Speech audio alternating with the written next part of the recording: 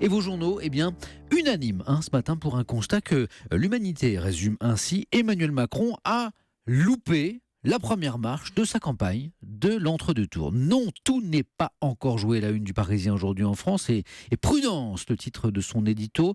Oui, les victoires ne sont jamais écrites d'avance. Penser le contraire, ce serait faire la même erreur qu'Hillary Clinton face à Trump, que tout le monde donnait perdant, faut-il le rappeler, pendant la campagne. Le Parisien estime que Macron effectivement a raté la première marche de sa campagne d'entre-deux tours avec son discours dimanche soir porte de Versailles qui avait trop tôt des accents de victoire finale, et puis ces images de dîner festif dans une brasserie chic de Montparnasse, prématurées et surtout décalées, écrit le Parisien, par rapport à une France qui venait d'exprimer sa colère et sa soif de changement. Un visage en une de Libération, et ce n'est pas celui de Macron mais de Marine Le Pen, avec ce titre: Ne rien lâcher. Pour Libé aussi, rien n'est joué, car de Macron qui s'y voit déjà à une partie de la gauche qui refuse de choisir, le barrage anti-Le Pen s'annonce moins solide qu'en 2002.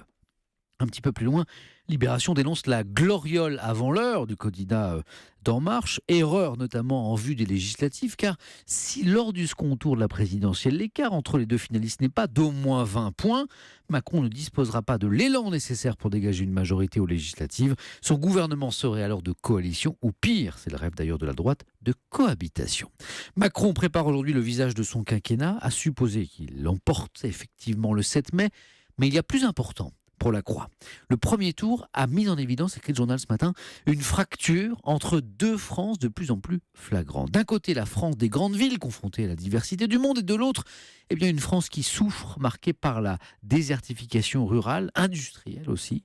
Et pour la Croix, il n'y a pas tâche plus urgente et impérieuse pour le prochain chef de l'État que de réduire cette fracture. Emmanuel Macron doit présenter aux Français d'ici le 7 mai un projet au bénéfice de tous, écrit le journal, encourageant le dynamisme et les initiatives, mais aussi soucieux de l'égalité des chances et protecteur des plus fragiles de ces fractures. Soisic, d'ailleurs, vous allez nous parler, je le sais, dans un instant.